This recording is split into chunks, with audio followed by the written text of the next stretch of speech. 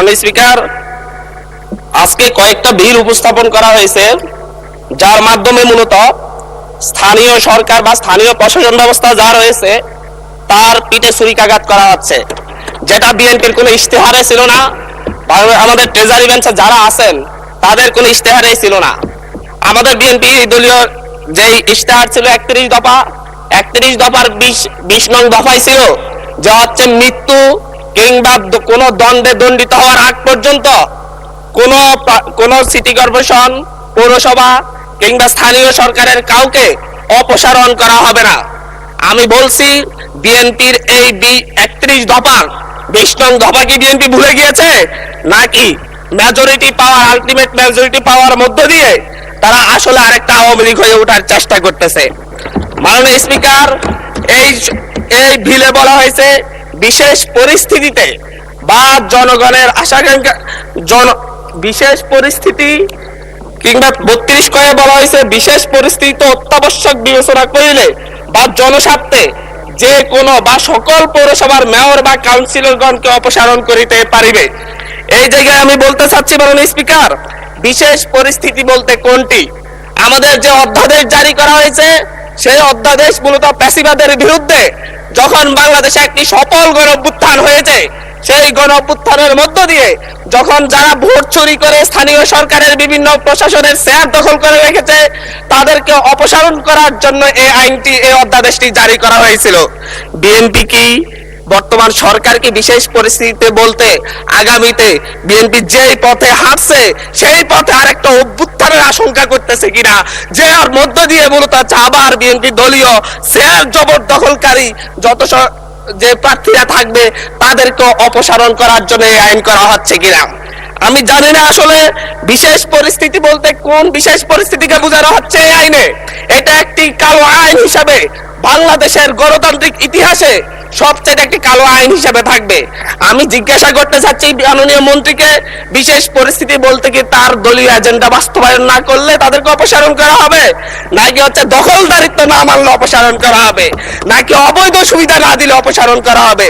এটা কোন সময়ে কোন বিশেষ পরিস্থিতিতে অপসারণ করা হবে তার সুনির্দিষ্ট কোনো ব্যাখ্যা নেই। এর মধ্য দিয়ে মূলত স্থানীয় নির্বাচন এবং গণতন্ত্রের ফিতে ছুরিকাঘাত করা হচ্ছে। মাননীয় স্পিকার, এখানে বলা হচ্ছে উপযুক্ত ব্যক্তি যদি বিশেষ পরিস্থিতিতে সরকার এই ক্ষেত্রে নিয়োগও করতে পারবে। এ আইনে অন্যান্য বিধান কিংবা আপাতত বলবৎ অন্য কোনো আইন যাহা কিছুই থাকুক না কেন, সরকার বিশেষ পরিস্থিতিতে অত্যাবশ্যক বিবেচনা করিলে জনস্বার্থে কোনো পৌরসভা উহার কার্যাবলী সম্পাদনের উদ্দেশ্যে একজন উপযুক্ত ব্যক্তি বা প্রজাতন্ত্রের কর্মে নিযুক্ত উপযুক্ত কর্মকর্তাকে পরবর্তী আদেশ না দেওয়া পর্যন্ত প্রশাসক নিয়োগ করিতে পারিবে। উপযুক্ত ব্যক্তি বলতে কি হচ্ছে দলীয় কোনো নেতা কিংবা লাঠিয়াল হবে, নাকি হচ্ছে কোন মন্ত্রী এমপির সন্তান হলেই হবে? এটা উপযুক্ত ব্যক্তি বলতে কাকে বোঝানো হচ্ছে তা কিন্তু আমরা বুঝতে পারছি না মাননীয় স্পিকার। মাননীয় স্পিকার, এর মধ্য দিয়ে নির্বাচিত প্রতিনিধিদেরকে সরিয়ে অনির্বাচিত শুধু মামা খালুর জোরেই বিভিন্ন প্রশাসনে, বিভিন্ন পৌরসভা মেয়র কিংবা কাউন্সিলর পদে কিংবা সিটি কর্পোরেশনের মেয়র কাউন্সিলর পদে দলীয় নেতাদেরকে বসানোর একটি ফাইতারা করা হচ্ছে। মাননীয় স্পিকার, আমরা কোনো কথা বলতে গেলেই আমরা দেখি যে হচ্ছে বিভিন্ন সময় যখন হচ্ছে আওয়ামী সংসদ ছিল, ফ্যাসিবাদের সংসদ ছিল, তখন স্বজন হারানোর বেদনা উঠে আসতো মাননীয় স্পিকার। এখনো দেখা যাচ্ছে আমরা যখনই গণতন্ত্রের কথা বলি, যখনই স্থানীয় সরকারকে আমরা শক্তিশালী করার কথা বলি, তখন বলা শুরু করে আমরাই তো গণতন্ত্রের প্রবক্তা, আমরাই তো নতুন করে বাংলাদেশকে গণতন্ত্র উপহার দিয়েছি, আমরাই তো বাংলাদেশে নতুন গণতন্ত্রের পুনর্জন্ম দিয়েছি। 17 বছর ধরে আমরা লড়াই করেছি, 17 বছর ধরে লড়াই করেছেন বলে বাংলাদেশের গণতন্ত্রকে আবার গলা টিপে হত্যা করার সুযোগ নেই।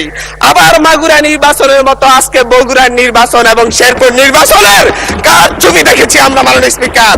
আমরা যখনই ফেসবুকে ঢুকি, আমরা যখনই দেখি যে বিভিন্ন সংবাদ মাধ্যমে ধানের শীষে ছাপ্পা সিল মারা হচ্ছে মাননীয় স্পিকার।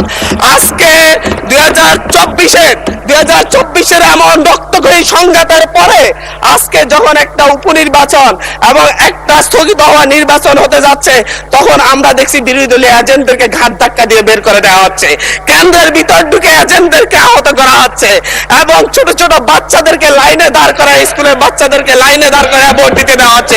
এর চাইতে নির্লজ্জতা আর কি আছে মাননীয় স্পিকার? এর মধ্য দিয়ে মূলত আরেকবার বাংলাদেশকে সংকটে ফেলা হচ্ছে। একটা বিষয় হচ্ছে, আমাদের যে ট্রেজারি বেঞ্চ রয়েছেন, ওই ট্রেজারি বেঞ্চের নেতারা বারবার বাংলাদেশের গণতন্ত্রকে হত্যা করার চেষ্টা কিন্তু করেছেন, কিন্তু ওনারা ব্যর্থ হয়েছেন, আওয়ামী লীগের মতো সফল হন নাই। 1994 সালের মাগুরার নির্বাচনের মধ্য দিয়ে ওনারা চেষ্টা করেছিলেন একতরফা নির্বাচন করে টিকে থাকতে। 1996 সালে একতরফা একটা নির্বাচন করেছিলেন, 12 দিনের মাথায় জনগণের চাপে সরকার থেকে পদত্যাগ করে তত্ত্বাবধায়ক সরকার ব্যবস্থা দিতে হয়েছিল। আবার 2006 সালে এসে বিচারপতির 2 বছর মেয়াদ বাড়িয়ে তারপর আবার ক্ষমতায় থাকার ফন্দি করেছিলেন, কিন্তু বাংলাদেশের জনগণ সেই সুযোগ দেয় নাই। চুরি করা যায়, কিন্তু চুরি করে সেটা হজম করা যায় না, যেটা আওয়ামী লীগ করেছে মাননীয় স্পিকার। ঠিক একই ভাবে 2024 সালে এসে এখন 2026 সালে এসে এখন আবার চুরির ধান্দায় নেমেছে। এবং চুরি করে আমি আবারও বলছি, বিএনপি যতই চেষ্টা করুক আওয়ামী লীগ আর হইতে পারবে না মাননীয় স্পিকার। মাননীয় স্পিকার, আমরা ভোটাধিকার নিয়ে কথা বলবো, আমরা ঘুমের অধ্যাদেশ নিয়ে যখন কথা বলি যে হচ্ছে ঘুমের অধ্যাদেশ কেন বাতিল করা হচ্ছে, তখন ট্রেজারি বেঞ্চের মন্ত্রী দাঁড়ায় বলে আমাদের স্বরাষ্ট্রমন্ত্রী অনেকদিন ঘুমছিলেন, আমরা কি ঘুমের বেদনা বুঝি না? আমাদের মাননীয় প্রধানমন্ত্রী এতদিন নির্যাতন ছিলেন, আমরা কি বুঝি না ঘুমের বেদনা? শেখ হাসিনার মতো স্বজন হারানোর বেদনা এত বেশি বুঝেন, কিন্তু এই ঘুমের অধ্যাদেশ, ঘুমের তদন্ত করতে হলে আপনাদের সরকারি কর্মচারীর বিরুদ্ধে তদন্ত করতে হলে সরকারেরই অনুমতি লাগবে, সেই আইন করে যাচ্ছেন। আবার বলতেছেন যে হচ্ছে সরকারি কোনো গোপনীয়তার জন্য কাউকে গুম করা হলে সেটা গুম হিসেবে যেন বিবেচনা করা না হয়। এটা তো দ্বিচারিতা ছাড়া আর কিছু না মাননীয় স্পিকার। মাননীয় স্পিকার, মানবাধিকার কমিশন অধ্যাদেশ বাতিল করে দিয়ে আবার সেই শেখ হাসিনার 2009 সালের প্রয়োগ করা আইনে তারা ফিরে যাচ্ছে। শেখ হাসিনা খারাপ, আওয়ামী লীগ খারাপ, সবকিছুই খারাপ, কিন্তু আওয়ামী লীগ ক্ষমতায় থাকার জন্য আওয়ামী লীগের যত বিধান আছে, নিয়ম নীতি আছে, সবগুলাই আজকে কি ভালো হয়ে যাচ্ছে মাননীয় স্পিকার। কিন্তু অভ্যুত্থান পরবর্তী যে মানবাধিকার অধ্যাদেশ, যেটাকে সকলেই গ্রহণ করেছে, সেই অধ্যাদেশকে তা বাতিল করে ফায়ে ছুঁড়ে ফেলে দিয়ে মূলত জাতির সাথে প্রতারণা করছে মাননীয় স্পিকার। মাননীয় স্পিকার, এই থেকে আজকে সুপ্রিম কোর্ট সচিবালয় অধ্যাদেশ বাতিল করে দিয়েছে। আমাদের মাননীয় প্রধানমন্ত্রী তারেক রহমান সাহেবের ওনার একটা ফেসবুক পোস্টেই উনি উল্লেখ করেছেন সুপ্রিম কোর্টের জন্য আলাদা সচিবালয় করা হবে এবং সুপ্রিম কোর্টকে বিচারালয়কে স্বাধীনতা দেওয়া হবে। আজকে আইসা বলতেছে সুপ্রিম কোর্ট সচিবালয় কোনো দরকারই নেই, কোনো প্রয়োজনীয়তা নাই।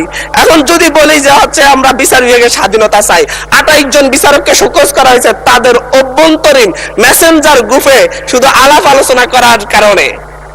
বলি যদি আমরা বিচার বিভাগের স্বাধীনতা চাই, তাহলে আমাদেরকে বলবে মেজর শহীদ প্রেসিডেন্ট জিয়াউর রহমানই তো বিচার বিভাগকে স্বাধীনতা দিয়ে গিয়েছেন। আমরা তো এই বিচার বিভাগের স্বাধীনতার জন্য এতদিনের লড়াই, আজকে আসা টুটি চেপে ধরা হচ্ছে বিচার বিভাগের। মাননীয় স্পিকার, মাননীয় স্পিকার, আমি আবারও সেই স্থানীয় সরকার যে আইনটি সিটি কর্পোরেশন যে আইনে ফিরে যাচ্ছে, আমি সেই কথাই বলতে চাচ্ছি। আমরা 2012-13 সালে আওয়ামী লীগ যখন হচ্ছে সিটি কর্পোরেশন নির্বাচন দিয়েছিল, সেই নির্বাচনে 5টি নির্বাচনে বিএনপি দলীয় বা হচ্ছে 20 দলীয় জোটের প্রার্থীরা বিজয়ী হয়েছিল। বিএনপি আওয়ামী লীগ কারচুপি করতে পারে নাই, কিন্তু পরবর্তীতে সেই নির্বাচিত মেয়রদেরকে অপসারণ করে আওয়ামী লীগ তাদের দলীয় এবং হচ্ছে বিভিন্ন প্রশাসক বসিয়েছিল। মাননীয় স্পিকার, দীর্ঘদিন ধরে ট্রেজারি বেঞ্চের মেয়র আরিফ, তৎকালীন সিলেটের মেয়র ছিলেন আমাদের বর্তমান এমপি সিলেটের আরিফ ভাই, ইয়া ছিল হচ্ছে প্রফেসর আব্দুল মান্নান সাহেব, প্রত্যেককে তাদেরকে গাজীপুরে ছিলেন, তাদের প্রত্যেককেই তাদের চেয়ারে বসতে দেওয়া হয় নাই। একই ধরনের পথে আওয়ামী লীগের সেই দেখানো পথে বিএনপি হাঁটার জন্য এই আইনটাকে করা হচ্ছে। মাননীয় স্পিকার, অন্তর্বর্তীকালীন সরকার যে অধ্যাদেশটি জারি করেছিল, সেই অধ্যাদেশটি মূলত বিশেষ পরিস্থিতির কথা জন্য জারি করা হয়েছিল, অভ্যুত্থান পরবর্তী পরিস্থিতির জন্য জারি করা হয়েছিল। কিন্তু বর্তমানে এই বিশেষ পরিস্থিতির কি প্রয়োজন, কেন এটাকে আবার আইনে রূপান্তর করে মূলত স্থানীয় সরকারকে শক্তিশালী করার বিপরীতে দুর্বল করে তার পিঠে তার গলায় একটা ছুরি ধরে রাখার কি প্রয়োজনীয়তা পড়লো, এর জবাবটা অবশ্যই আমরা চাইব মাননীয় স্পিকার। এবং বিশেষ পরিস্থিতি বলতে কি বোঝানো হয়েছে, বিশেষ ব্যক্তি, উপযুক্ত ব্যক্তি বলতে কি বোঝানো হয়েছে, এর ব্যাখ্যা ছাড়া এই আইন পাস করা হলে এর মধ্য দিয়ে স্থানীয় গণতন্ত্রকে আবার গলা টিপে হত্যা করা হয়েছে বলে আমরা ধরে নিব মাননীয় স্পিকার। ধন্যবাদ মাননীয় স্পিকার।